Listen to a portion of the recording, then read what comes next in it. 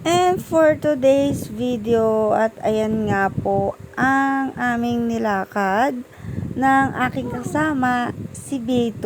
Ayan, so, syempre, ayan, habang naglalakad kami, tawan kami ng tawanan dahil, ayan, napag-isipan nga naming magsuot ng ganyang attire ngayon. Ayan, so, kami ay nagpunta ng Ali Mall. Ayan, so, kumuha kami ng passport dahil magja-Japan na kami. Charis, ayan yung aming mga kalokohan for today's video. At, ayan, habang naglalakad kami ay tawanan kami ng tawanan. So, ayan, naglalakad kami ngayon papunta na doon. At hindi namin alam kung saan banda yon. Kaya nagtanong-tanong kami ni B2. So, nakapasok na nga kami sa mall at nahanap na namin kung saan. Ayan, sabi ng guard is nasa third floor daw.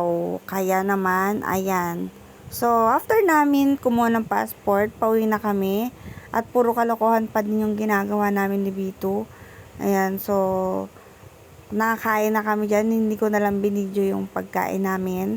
Dahil nakakahiya. Charis. Ayan, so, ayan, pauwi na kami ni Vito dahil tapos na kaming kumuha ng passport. Dito na kami sa sakayan. Sasakay na kami pabalik ng Montalban. So, ayan, nag-arutan pa rin kami ni Vito.